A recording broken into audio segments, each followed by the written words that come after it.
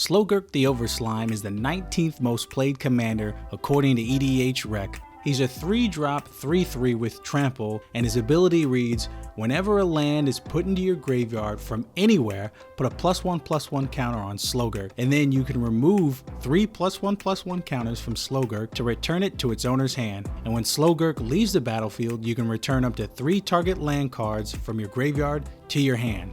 Keeping all those abilities in mind, let me show you how I built this deck. Let's get into it. Starting things off with ramp, we got Harrow, Crop Rotation, and Roiling Regrowth. With Harrow, we can sacrifice a land and search our library for up to 2 basics and then put them onto the battlefield. Crop Rotation lets us sacrifice a land and then search our library for any land and put it onto the battlefield.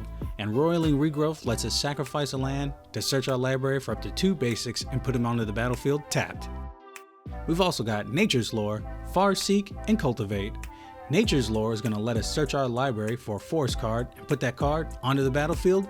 Farseek will let us search our library for a plains, an island, a swamp, or a mountain and put it onto the battlefield tapped. And with Cultivate, we can search our library for up to 2 basic land cards, reveal those cards, put one onto the battlefield tapped and the other into our hand. Next up, we got Protection. Now our commander does a pretty good job of keeping himself safe with his bounce ability, but sometimes we don't want to waste the counters just to bounce him back to our hand. So we've got this deck full of cards like Snakeskin Veil, Ranger's Guile, and Tamiyo's Safekeeping. Snakeskin Veil is going to give our commander a +1/+1 counter and hexproof. Ranger's Guile is going to give it +1/+1 and hexproof. And Tamiyo's Safekeeping is going to give target permanent you control indestructible and hexproof until end of the turn, and you're going to gain 2 life. And if all that's not enough to keep our commander safe, because we're in blue, we have access to things like Counterspell, Negate, and Stubborn Denial. Now, let's talk about board wipes for a second. This deck folds pretty hard to strategies that go wide, go fast, or stacks. Flood of Tears will help us reset the entire board.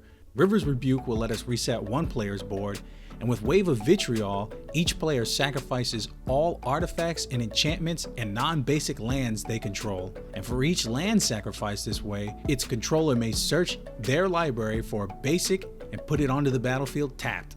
And because we want to be blowing up our own lands, and we're not running many enchants or artifacts, this is all upside for us. So we've ramped out, we've protected our commander, we've bounced some things, and we've blown up some lands. Now how are we going to stay gassed up for the long game? Easy, using cards like Rishkar's Expertise, Return of the Wild Speaker, and Finale of Revelation. With Rishkar's Expertise, we can draw cards equal to the greatest power among creatures we control, and then you can cast a spell with mana value 5 or less from your hand without paying its mana cost. Return of the Wild Speaker will let us draw cards equal to the greatest power among non-human creatures we control, and with Finale of Revelation, we can pay 2 blue and X, and if X is 10 or more, we can shuffle our graveyard into our library, draw X cards, and untap 5 lands, and then we'll have no maximum hand size for the rest of the game. Exile Finale of Revelation. Next up we have Cosima, God of the Voyage, Tireless Tracker, and Tatiova, Benthic Druid. With Cosima, at the beginning of your upkeep, you can exile Cosima.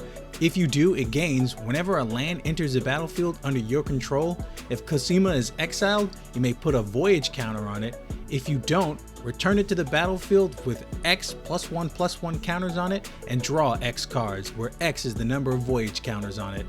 Tireless Tracker will investigate whenever a land ETBs, and Tatiova is going to draw us a card and gain us a life whenever a land ETBs.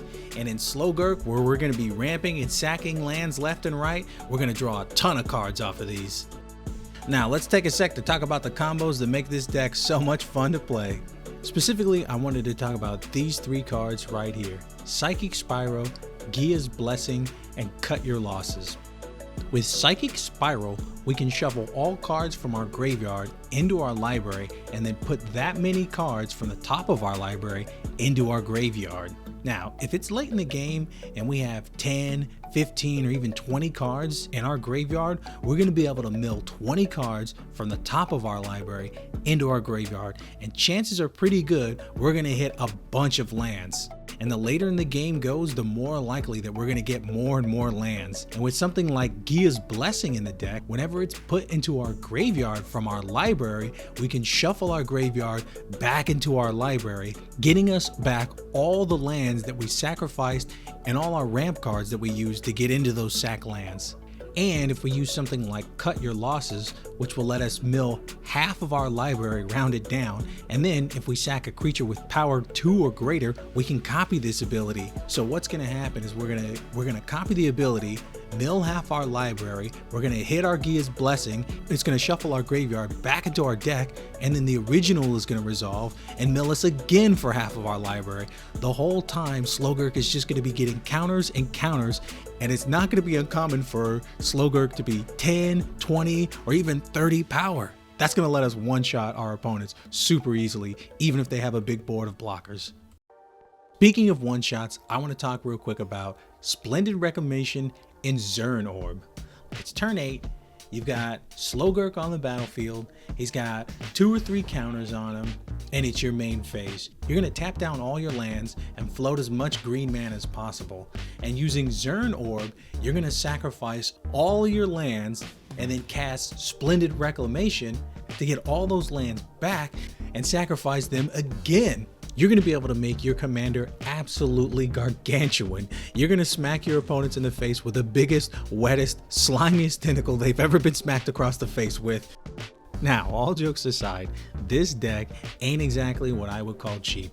As it is, using the deck list, it's going to come in at about $148. Now, it might sound like there's no way we could ever get this deck down into budget territory, but at least half of this deck's price comes from just 5 cards, those being the Ozolith, Crucible of Worlds, Wayward Swordtooth, Azusa, and Finale of Revelation. Once we swap those cards out, the price for this deck plummets all the way down to $80. And you can substitute those cards out for Evolution Charm, Groundskeeper, Recollect, Earnest Gloomstalker, and Regrowth. And later on down the road, as your budget increases and you want to swap these cards out, you can swap these cards out 1 for 1 and slowly power up your deck to the most tuned it could possibly be.